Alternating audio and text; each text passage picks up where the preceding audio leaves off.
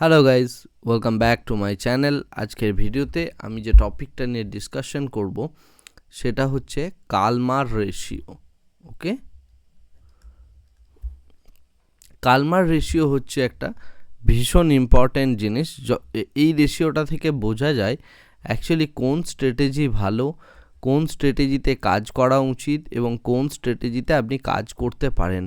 অনেকেই এই কালমার রেশিওর পুরো ব্যাপারটা টোটালি জানেন না, এবং কালমার রেশিও না জানার জন্য তারা বুঝতে পারেন না যে কোন স্ট্র্যাটেজিতে কাজ করা উচিত। দেখুন, যে কোনো একটা স্ট্র্যাটেজিতে যখন আপনি দীর্ঘদিন ধরে কাজ করবেন তখন তার দুটো জিনিস কিন্তু আপনার সাথে হবে। এক নাম্বার হচ্ছে ড্রডাউন, আর দ্বিতীয়টা হচ্ছে যে রিওয়ার্ড। ওকে, ড্রডাউন এবং রিওয়ার্ড এই দুটো জিনিস কিন্তু আপনি পেতে থাকবেন, বা প্রফিট যাই বলুন না কেন। এরপরে মনে করুন কোনো একটা পার্টিকুলার স্ট্র্যাটেজি, যে স্ট্র্যাটেজিটা আপনি কাজ করছেন তার ড্রডাউন হচ্ছে 10%, অর্থাৎ আপনার যে কোনো সময় 10% ক্যাপিটাল কিন্তু সে ডাউন যেতে পারে। এবং এই স্ট্র্যাটেজিটা দীর্ঘদিন ইউজ করার ফলে, অর্থাৎ মনে করুন আপনি 1 বছর ইউজ করছেন এবং 1 বছরের পরে দেখা যাচ্ছে আপনার প্রফিট হচ্ছে 30%, ওকে, ক্যাপিটালের। তাহলে এক্ষেত্রে কালমার রেশিও হবে 30%, মানে টোটাল আপনার যে প্রফিট পার্সেন্টেজটা হচ্ছে ডিভাইডেড বাই আপনার ড্রডাউন পার্সেন্টেজ, অর্থাৎ 10%। তো সেক্ষেত্রে এক্ষেত্রে কিন্তু কালমার রেশিও হচ্ছে 3। ওকে, আবার আরেকটা উদাহরণ যদি নিই, মনে করুন কোনো একটা স্ট্র্যাটেজি আপনি অ্যাপ্লাই করছেন, সেই স্ট্র্যাটেজিটার ক্ষেত্রে দেখা যাচ্ছে আপনার 2% ক্যাপিটালের ড্রডাউন হতে পারে, কিন্তু তার বদলে আপনি রিওয়ার্ড পাচ্ছেন হচ্ছে 12%। ওকে, সেক্ষেত্রে আপনার কালমার রেশিও হবে 12 ডিভাইডেড বাই 2 ইকুয়ালস টু হচ্ছে 6, রাইট। আবার কোনো একটা স্ট্র্যাটেজি যদি আপনি অ্যাপ্লাই করেন, যে স্ট্র্যাটেজিটায় আপনার ড্রডাউন হচ্ছে 1%, এবং সেই ক্ষেত্রে আপনার দেখা যাচ্ছে রিওয়ার্ড হচ্ছে 10%, এরকম যদি কোনো স্ট্র্যাটেজি হয় তার ক্ষেত্রে কালমার রেশিও হচ্ছে 10 ডিভাইডেড বাই 1 ইকুয়ালস টু 10। ওকে, তো কালমার রেশিও দেখে আমরা অ্যাকচুয়ালি কি করতে পারি সেটা বলি। যে স্ট্র্যাটেজির কালমার রেশিও যত ভালো, সেই স্ট্র্যাটেজিকে বা সেই ট্রেডারকে আমরা বলি কিন্তু ভালো ট্রেডার। তার কারণ হচ্ছে তার সাথে সাথে তার ড্রডাউনটাও দেখাটা ইম্পর্ট্যান্ট। তার কারণ হচ্ছে যে মনে করুন আপনি 1% ড্রডাউন ঝেলছেন কোনো একটা স্ট্র্যাটেজির জন্য, কিন্তু 10% আপনি তার প্রফিট পাচ্ছেন, অর্থাৎ কালমার রেশিও 10। সেক্ষেত্রে যদি এমন দেখা যায় যে এক্ষেত্রে কি হয়, 10 কালমার রেশিও হওয়ার সাথে সাথে এবং ড্রডাউন মাত্র 1% হওয়ার জন্য আপনি কিন্তু প্রচুর পরিমাণে এই স্ট্র্যাটেজিটায় কোয়ান্টিটি অ্যাপ্লাই করতে পারবেন। অর্থাৎ আপনি যদি 1 লটে কাজ করতেন, আপনি কিন্তু 10 লটে কাজ করতে পারেন, বা আপনি আপনার ক্যাপিটালের ওপর লিভারেজ নিতে পারেন। অনেকেই লিভারেজ প্রসঙ্গে জিজ্ঞেস করেন যে আমি কোন স্ট্র্যাটেজিতে লিভারেজ নেবো বা কোথায় লিভারেজ নেবো। 1% ড্রডাউন হলে আপনি যত খুশি লিভারেজ নিতে পারেন, আপনি 10 টাইমসও লিভারেজ নিতে পারেন, এবং 10 টাইমস যদি আপনি লিভারেজ নেন সেক্ষেত্রে দেখবেন আপনার ড্রডাউন হবে 10%, কিন্তু আপনি গেইন করতে পারছেন 100%, কারণ আপনি এক্ষেত্রে লিভারেজ নিচ্ছেন এবং সেই জায়গাতে আপনার কালমার রেশিও 10 হওয়ার জন্য 10% করে গেইন করার জন্য আপনি 100% গেইন করতে পারবেন, রাইট। কিন্তু যে স্ট্র্যাটেজির ড্রডাউন 10%, তার ক্ষেত্রে কিন্তু আমরা লিভারেজ নিতে পারবো না। তার কারণ আপনি যদি এক্ষেত্রে 10 টাইমস লিভারেজ নেন এবং একবার ড্রডাউনে যায় ক্যাপিটাল, তাহলে কিন্তু আপনি সেক্ষেত্রে একদম সম্পূর্ণভাবে শেষ হয়ে যাবেন, অর্থাৎ আপনার মোটামুটি টোটাল যে ক্যাপিটালটা ছিল সেটা পুরো ওয়াইপড আউট হয়ে যাবে, রাইট। এই কারণে কিন্তু অধিকাংশ ট্রেডার যারা আছেন, বিশেষত যারা রিটেল ট্রেডার আছেন, তাদের কিন্তু ক্যাপিটাল ওয়াইপড আউট হয়ে যায়, এবং তারা এটা বুঝতে পারে না যে বেসিক্যালি এটা তাদের সাথে কেন হচ্ছে। এটা হচ্ছে তার কারণ হচ্ছে তাদের যে ক্যাপিটালটা, সেই ক্যাপিটালের একটা বিশাল বড় ড্রডাউন আছে, এবং সেই ড্রডাউনটাকে তারা নিচ্ছে উইথ লিভারেজ। লিভারেজকে আমরা অনেক সময় বলি যে লিভারেজ হচ্ছে খুব বাজে একটা জিনিস, ইত্যাদি ইত্যাদি বিভিন্ন কিছু বলা হয়ে থাকে, রাইট। কিন্তু লিভারেজ সবসময় ডিটারমাইন করা হয় এই কালমার রেশিওর ওপর ভিত্তি করে।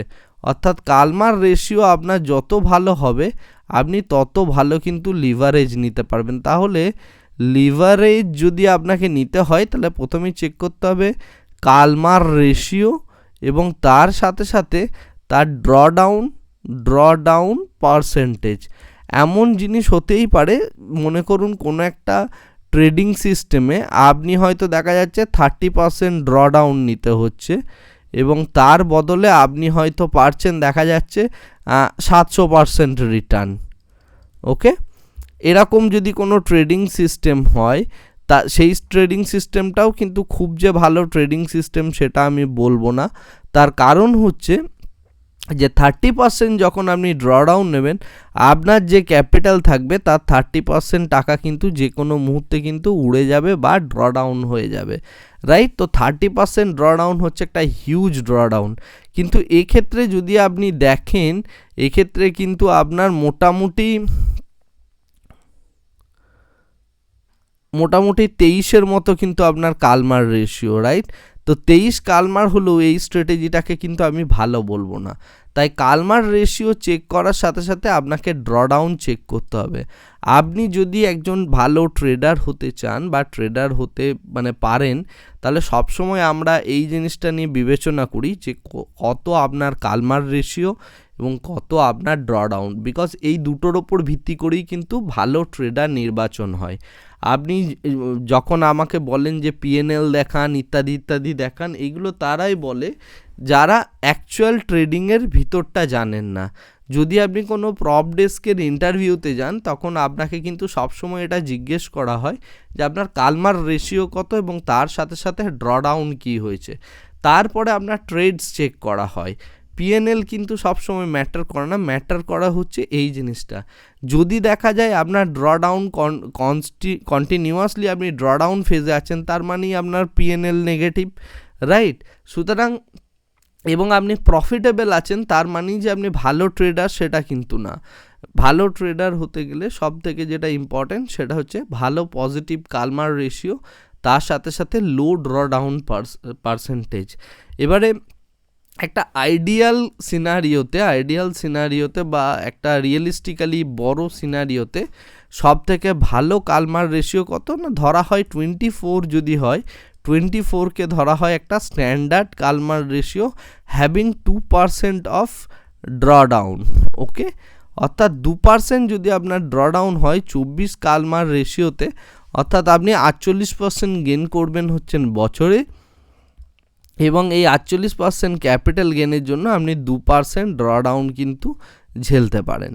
তো এইটা যদি আপনার কোনো একটা স্ট্র্যাটেজির রুল হয়, সেই স্ট্র্যাটেজিটা হচ্ছে ভালো স্ট্র্যাটেজি, স্ট্যান্ডার্ড স্ট্র্যাটেজি এবং এই স্ট্র্যাটেজিতে আপনি যত পারেন ক্যাপিটাল ইউজ করতে পারেন এবং তার সাথে সাথে এই স্ট্র্যাটেজিটার মধ্যে কিন্তু আপনি লিভারেজও নিতে পারেন। তো লিভারেজ যাচাই করার জন্য কিন্তু আপনার এই ড্রডাউন পার্সেন্টেজ এবং তার সাথে সাথে কালমার রেশিওটা কিন্তু খুব ইম্পর্টেন্ট। আশা করি এই ভিডিওটা খুব নলেজফুল ভিডিও ছিল, বাট অনেকেই হয়তো এটা বুঝতে পারবেন না। যদি আপনি এই জিনিসটা বুঝতে পেরে থাকেন তাহলে আপনি কিন্তু কমেন্ট সেকশনে গিয়ে একটা কমেন্ট করে জানান এবং এই প্রত্যেকটা রেশিও নিয়ে আমরা ডিসকাশন করি অনেক ডিটেলসে আমার মেন্টারশিপ প্রোগ্রামের লিঙ্ক অলরেডি দেওয়া আছে। আপনি যদি চান মেন্টারশিপ প্রোগ্রাম অ্যাটেন্ড করতে তাহলে সেই লিঙ্কে ক্লিক করুন এবং আপনি আপনার ফর্মটা ফিল আপ করুন এবং তার সাথে সাথে যদি সত্যিই আপনি আগ্রহী হয়ে থাকেন তবেই ফর্মটা ফিল আপ করবেন, আদারওয়াইজ ফর্ম ফিল আপ করে কোনো লাভ হবে না, আপনারও সময় নষ্ট আমারও সময় নষ্ট। এবং সবথেকে ইম্পর্ট্যান্ট হচ্ছে ওই ফর্মটার মধ্যে ক্লিক করলে আপনি একটা ভিডিও দেখতে পাবেন, সেখানে টোটাল ডিটেলস দেওয়া আছে আমি মেন্টারশিপ কী করাচ্ছি না করাচ্ছি কিভাবে করাচ্ছি। তো মোটামুটি আমার মেন্টারশিপ প্রোগ্রাম স্টার্ট হবে জানুয়ারি মাসের স্টার্টিং থেকেই এবং আপনাদের প্রত্যেককে আমি বলছি যারা করতে পারবেন তারা দেরি না করে ফর্মটা কিন্তু কাইন্ডলি ফিল আপ করে দিন। আমার তরফ থেকে আপনাদের সাথে যোগাযোগ করে নেওয়া হবে এবং তারপরে আমরা একটা ডিসকাশনের মাধ্যমে এবং পেমেন্টের পরেই আমরা কিন্তু মেন্টারশিপ প্রোগ্রাম স্টার্ট করব। ওকে, আজকের ভিডিওটা এখানেই শেষ করছি, দেখা হবে আমাদের নেক্সট কোনো একটা ইন্টারেস্টিং ভিডিওতে। Thank you very much, bye bye, tata.